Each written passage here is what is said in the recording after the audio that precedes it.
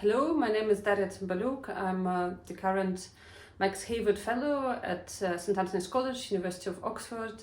I come from Ukraine, from the city of Mykolaiv in the south. And I also work with cultures in Ukraine and currently working on a manuscript based on my dissertation, which is about displacement and war in Ukraine after 2014.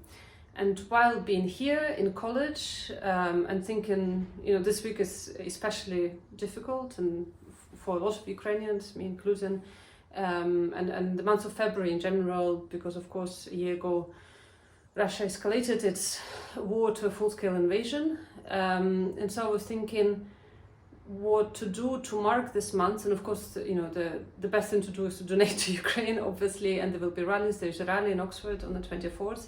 Of February, on the day that the invasion started, but I also wanted to do something to put Ukraine in context, because as Oksana Zabushko, one of the biggest contemporary writers in Ukraine who came to Oxford last Thursday, so just this Thursday that happened, she talked about the difference about being newsworthy and being known as a culture, and kind of stressed the importance of knowing places beyond just seeing them in the news. So I really thought of putting the seminars together to tell about cultures in Ukraine, which are very diverse.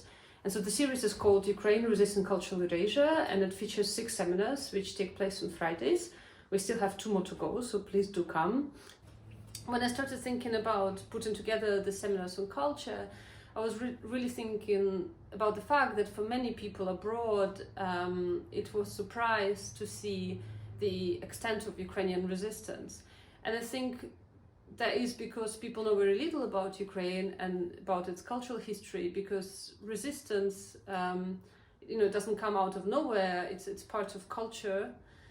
And then part of history. And for Ukraine, even though Ukraine is quite a young state, it has really long genealogy of fighting for its independence, of being oppressed and colonized, and therefore expressing itself through literature, through visual arts, through music, quite often resisting the regimes that were not really good for its culture. So I really wanted to look at what happens, what are the cultural narratives that allow for this civic society and for the nation to come together and resist.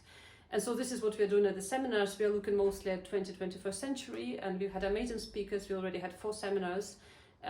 We've had a talk by Zbigniew Wojnowski, by Olenka Syaevo, Dmytryk, Katerina Yakovlenko and Victoria Donovan, and we still have 2 more to come on the 3rd and 10th of March at 5 p.m. Darendorf Room, St. Antony's College. It will be first Olena Czerwonik, then Katerina Dysa, and I urge you all to come and learn. And it's also been a place of learning for me as well. I'm really grateful to the people who share their research and their knowledge. So that's the cultural seminars, and there's another maybe small thing that I've been running is the Ukrainian reading group that it happens every 2 weeks here at St. Antony's. It's just 1 hour.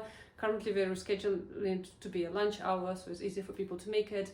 And we look at usually a short text and maybe a video or a film together, sometimes text of literary criticism, sometimes an essay, sometimes a short story. They're really made not to be overwhelming because everybody is busy, but it's a small group where we talk about Ukrainian culture, all in translation or with subtitles. So please get in touch and come. So this happens every 2nd week.